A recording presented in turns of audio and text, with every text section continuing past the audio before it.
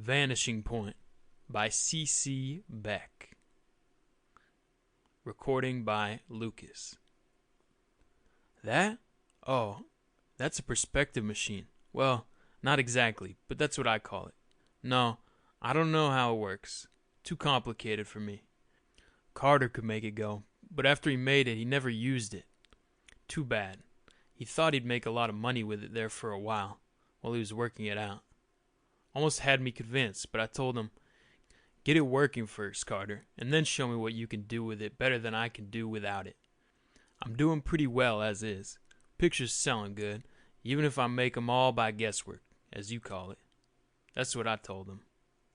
You see, Carter was one of them artists that think they can work everything out by formulas and stuff. Me, I just paint things as I see 'em, never worry about perspective, and all that kind of mechanical aids. Never even went to art school, but I do all right. Carter, now, was a different sort of artist. Well, he wasn't really an artist, more of a draftsman. I first got him in to help me with a series of real estate paintings I'd got an order for. Big aerial views of land developments and drawings of buildings, roads and causeways, that kind of stuff. It was a little too much to handle alone, 'cause I never studied that kind of things, you know? I thought he'd do mechanical drawings, which should have been simple for somebody trained that way, and I'd throw in the colors, figures, trees, and so on. He did fine. Job came out good, client was real happy. We made a pretty good amount on the job, enough to keep us for a couple months without working afterwards. I took it easy, fishing and so on. But Carter stayed in the studio working on his own stuff. I let him keep an eye on things for me around the place, and just dropped in now and then to check up. The guy was nuts on the subject of perspective. I thought he knew all there was to know about it, but he claimed nobody knew anything about it, really. Said he'd been studying it for years, and the more he learned about it, the more there was to learn.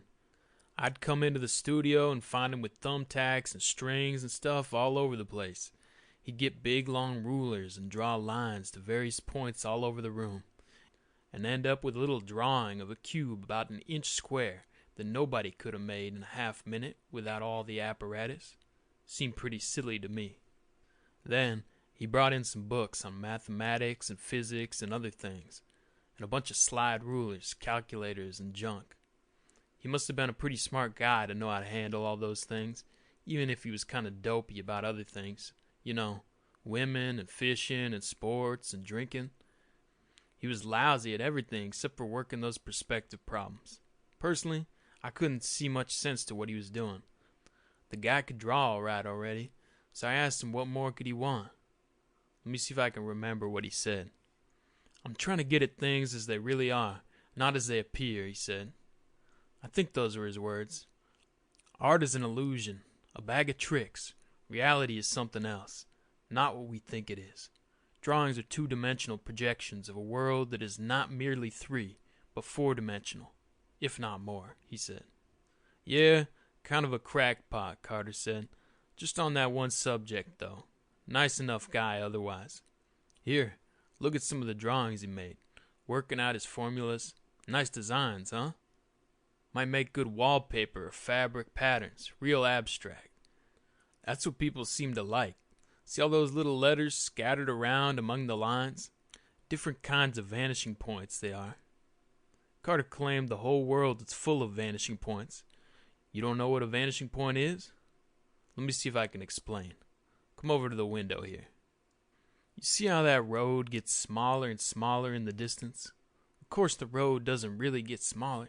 It just looks that way. That's what we call a vanishing point in drawing. Simple, isn't it?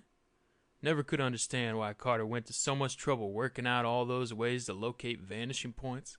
Me, I just throw 'em in wherever I need 'em. But Carter claimed that was wrong. Said they were all connected together some way, and he was going to work out a method to prove it. Here's a little gadget he made up to help his calculations. A bunch of discs all pivoted together at the center. You're supposed to turn them around so the arrows point to the different figures and things. Here's the square root sign. I remember Carter telling me that. This one is a tangent function, whatever that means. Log there is short for logarithm. Oh, he had a bunch of that scientific stuff in his head all the time. Don't know whether he understood it all himself. He built this thing before he put together the perspective machine there. Silly looking gadget, huh?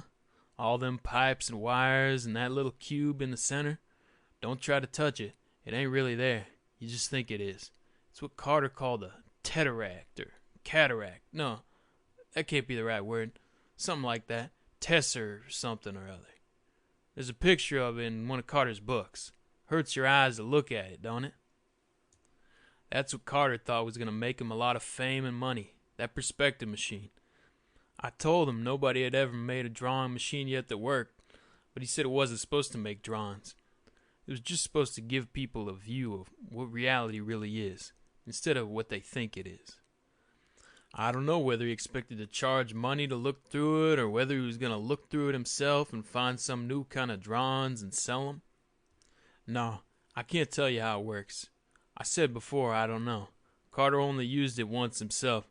I came in here the day he finished it, just as he was ready to turn it on. He was putting the finishing touches on it. In a few minutes, he told me, I'll have the answer to the question that may never have been answered before. What is reality? Is the world by itself and all we know illusion? Why do things grow smaller the farther away from us they appear? Why can't we see more than one side of anything at a time? What happens to the far side of an object? Does it cease to exist just because we can't see it? Are objects not present, non-existent?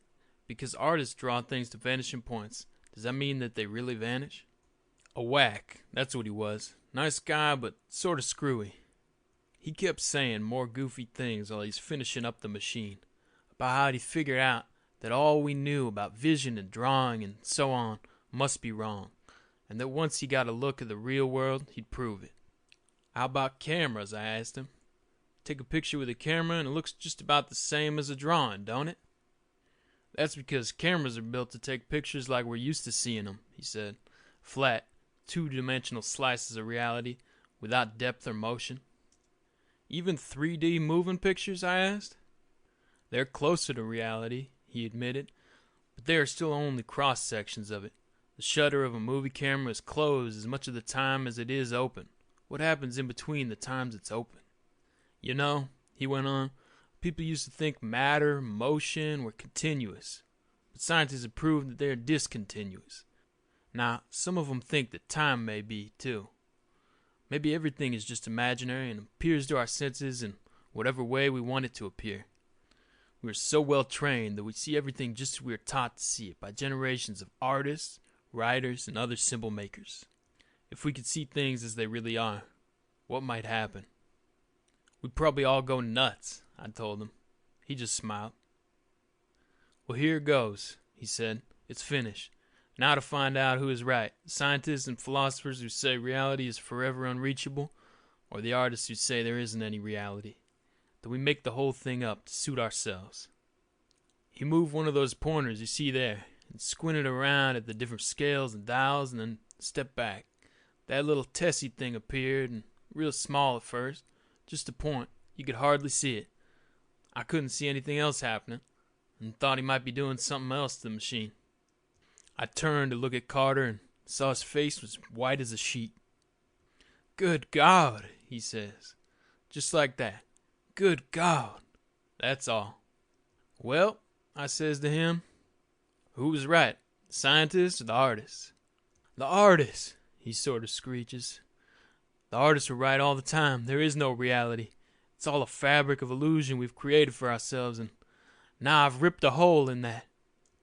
He gives a strangled hoot and goes hightailing out of there like something was after him. Jumps in his car and rollers off down the road and disappears. Nah, I don't mean he really disappeared. Are you nuts? Just roared off down the road till he got so small I couldn't see him no more. You know, the way things do when they go farther and farther away. Happens every day. That's what us artists means by perspective. The machine? Well, I don't know what to do with it. If Carter ever comes back, he might not like my getting rid of it. I was thinking Meb. I put it out in the hobby show at the county fair next week, though. You notice how that funny-looking cube inside there gets bigger every time you look at it? There, it just doubled its size again, see? People at the fair ought to get a kick out of that. No telling how big it'll get with all these people looking at it. But come on, let's go fishing. We better hurry or it'll be too late. End of Vanishing Point by C.C. Beck. Read by Lucas.